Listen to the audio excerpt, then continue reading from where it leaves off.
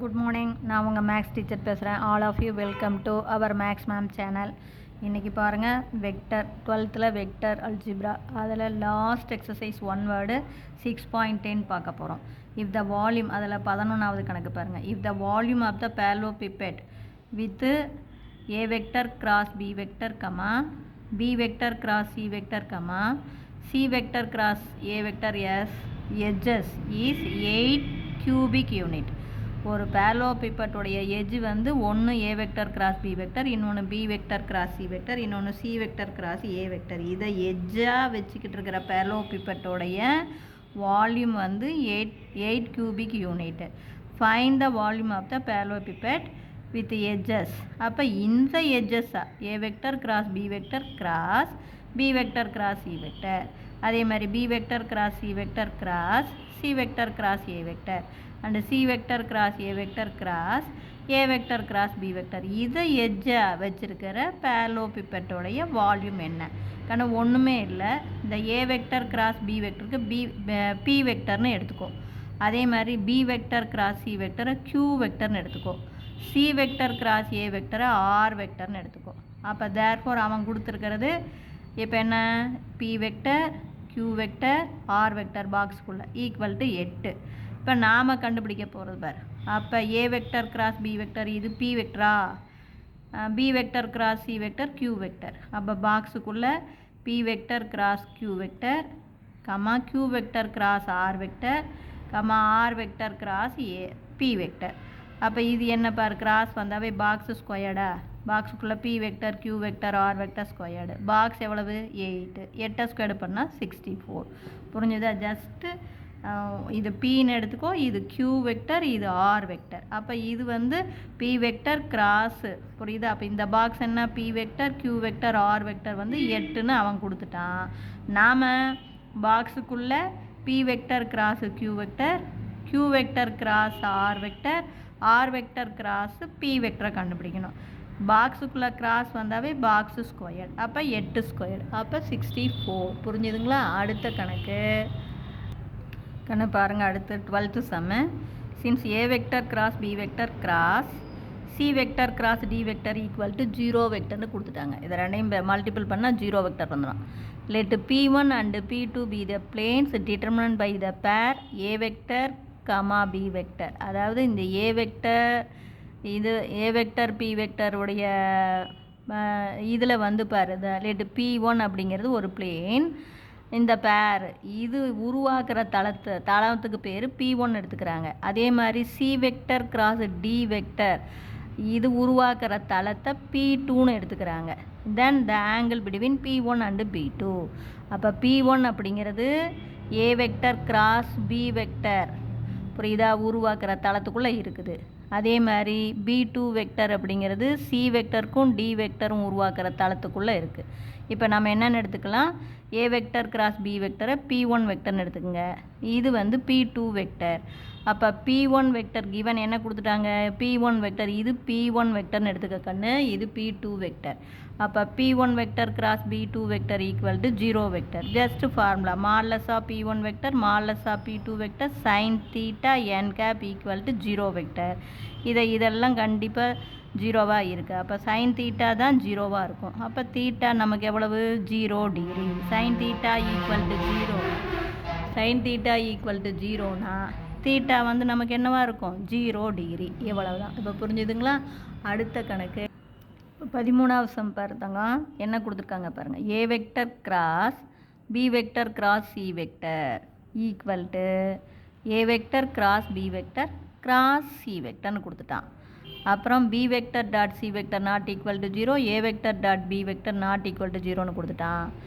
Then a vector and C vector are இந்த மாதிரி condition இருந்தால் ஏ வெக்டரும் சி வெக்டரும் எப்படி இருக்கும் அப்படின்னு தான். What about A vector and C vector?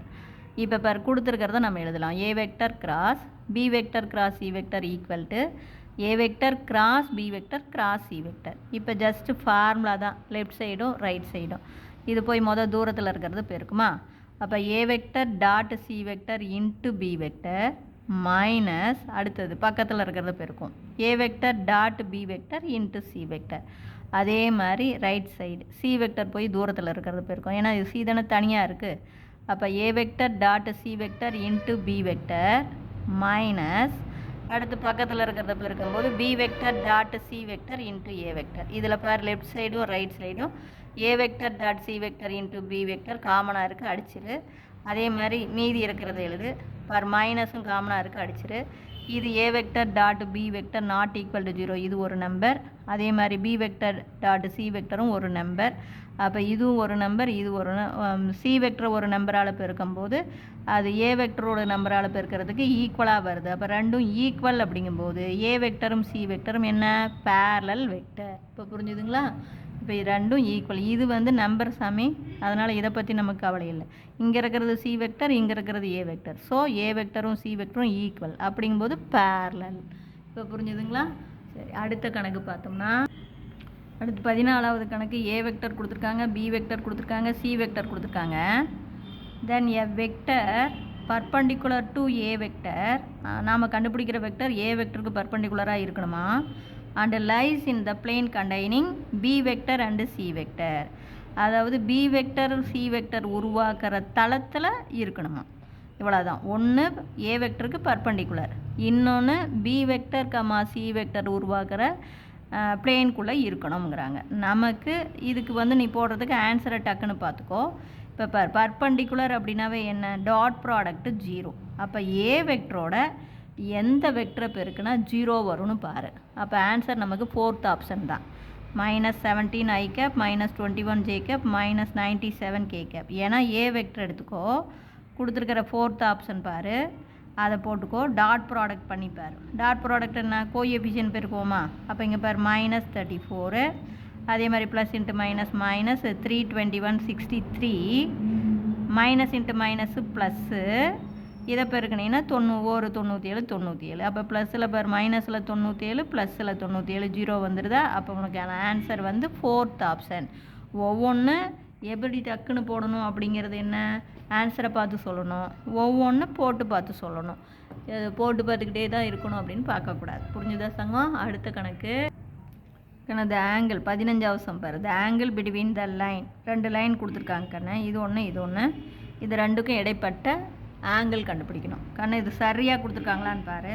பாரு, இதை எக்ஸ் மைனஸ், இது சரி, x -2 divided by 3 equal to y +1 divided by -2 comma z equal to 2ன்னு கொடுத்துருக்காங்க. அப்போ இந்த +2 இந்தாண்ட வந்தால் -2.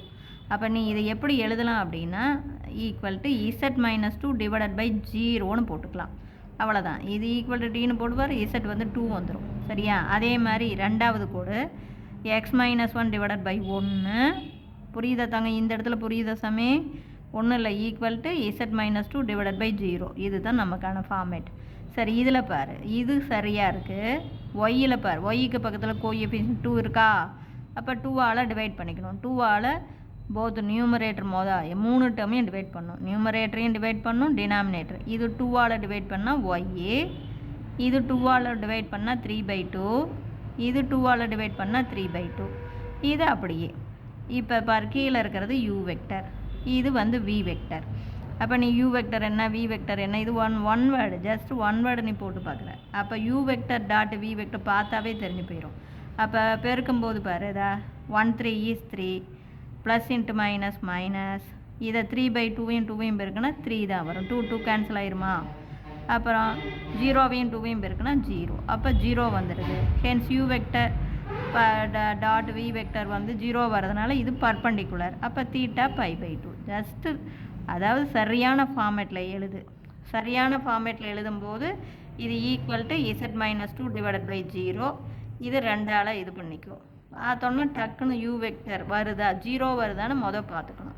அப்படிங்கும்போது நீ வந்து யூ வெக்டர் வி வெக்டர் என்னன்னா எழுதிக்கிட்டுலாம் உட்காந்துருக்கக்கூடாது. அப்படியே கையை வச்சு பெருக்கணும். 3 3 மைனஸ், இதை பெருக்குனா ப்ளஸ் -3 2 2 அடிபட்டு -3, இது 0. அப்போ நமக்கு 0 வரதுனால பர்பண்டிகுலர். 0 வந்தாவே டாட் ப்ராடக்ட் 0 வந்தாவே பர்பண்டிகுலர். அப்போ ஹென்ஸ் என்ன, தீட்டா ஈக்குவல் டு π/2. புரிஞ்சுதா கண்ணு? அடுத்த கணக்கு 16வது கணக்கு பாருங்கள். If the line x -2 divided by 3 y -1 divided by -5 z +2 divided by 2 lies in the plane. இந்த கோடு இந்த தளத்துக்குள்ளே இருக்குது. தென் வாட் எப்படி then value of alpha comma beta அப்படியே வேல்யூ கண்டுபிடி அப்படிங்கிறாங்க. இந்த கோடு இந்த தளத்துக்குள்ளே இருக்குது. ஆனால் இந்த தளத்தை நான் எப்படி எழுதலாம்? R vector dot x y இசட்டை i cap j cap k கேப்னு ரீப்ளேஸ் பண்ணலாம். அப்போ இதை ஆர் வெக்டர் டாட்டு எக்ஸுக்கு பதிலாக ஐ கேப்பு +3 அப்படியே இருக்கும். ஒய்க்கு பதிலாக ஜே கேப்பு மைனஸ் ஆல்ஃபா இசட்டுக்கு பதிலாக K gap plus beta equal to 0. அப்போ இந்த தளத்தில் வர என் வெக்டரும் இந்த கோடு வந்து இந்த தளத்துக்குள்ளே இருக்கா? அப்போ இந்த யூ வெக்டரும் பர்பண்டிகுலராக இருக்கும். நல்லா ஞாபகம் வச்சுக்கோ. இந்த கோடு இந்த தளத்துக்குள்ளே இருக்கிறதுனால இது வந்து ஆல்ரெடி பர்பண்டிகுலர் வெக்டர். அப்போ இந்த யூ வெக்டரும் இந்த என் வெக்டரும் பர்பண்டிகுலராக இருக்கும். அப்போ U vector dot N vector equal to 0. அப்போ ஜஸ்ட் அப்படியே கோஎஃபிஷியன்ட் பேருக்கு கையை வச்சுக்கோ. இது தானே கீழே இருக்கிறது தானே யூ வெக்டர். அப்போ பாரு, இங்கே 3 இருக்குது, இங்கே 1 3 is 3. புரியுதா? இது 3i gap minus 5j cap plus 2k கேப்னு அர்த்தம். அதெல்லாம் நீ போட்டுக்கிட்டு உட்காந்துருக்கூடாது. கோஎஃபிஷியன்ட்டை டக்குன்னு போட்டுக்கணும். அப்போ 1 3 is 3 plus into minus minus 5 3s are 15. அடுத்தது மைனஸ் 2 ஆல்ஃபா ஈக்குவல் டு 0. இப்போ இதை சிம்பிளிஃபை பண்ணால் -12 மைனஸ் 2 ஆல்ஃபா அந்தாண்டு போச்சுன்னா ப்ளஸ் 2 ஆல்ஃபா அடித்து போட்டிங்கன்னா -6. அப்போ ஆல்ஃபா ஈக்குவல் டு -6. ஆல்ஃபா வந்த உடனே நீ உன்னுடைய ஆப்ஷனை பார்க்கலாம். எந்த இடத்துல -6 இருக்குது அப்படின்னு பாரு. ஒரே ஒரு ஆப்ஷன், ரெண்டாவது ஆப்ஷனில் தான் -6. அதை வச்சு நீ பிளாட் பண்ணிடலாம், ஆன்சரை கண்டுபிடிச்சிடலாம். அடுத்தது உனக்கு புரியறதுக்காக நான் பீட்டா கண்டுபிடிச்சி சொல்கிறேன். It bosses through the point. அப்புறம் மேலே இருக்கிறது பாயிண்ட். இந்த தளம் எந்த பாயிண்ட்? இந்த கோடு இந்த தளத்துக்குள்ளே இருக்குது இல்லையா? அப்போ இந்த கோட்டில் இருக்கிற பாயிண்ட்டும் இந்த தளத்துக்குள்ளே தான் இருக்கும். அப்போ இந்த பாயிண்ட் என்ன? பாயிண்ட் வெளியில் எடுக்கும்போது குறி மாறும். பாயிண்ட்டு இப்போ -2 வெளியில் வந்தால் +2, -1 வெளியில் வந்தால் +1, +2 வெளியில் வந்தால் -2. அப்போ இந்த பாயிண்ட்டு இந்த தளத்துக்குள்ளே தான் இருக்கும். அப்போ இந்த தளத்தில் இந்த பாயிண்ட்டை பிரதியிடணும். அப்போ எக்ஸுக்கு பதிலாக 2 ப்ளஸ் 3 இன்ட்டு ஒய்க்கு பதிலாக 1. அப்போ ஒரு 3 மைனஸ் ஆல்ஃபா இன்ட்டு இசட்டுக்கு பதிலாக -2 போட்டிங்கன்னா minus into minus plus 2 alpha. நான் சொல்கிறது புரியுதா? எக்ஸுக்கு பதிலாக 2 போட்டுக்கோ.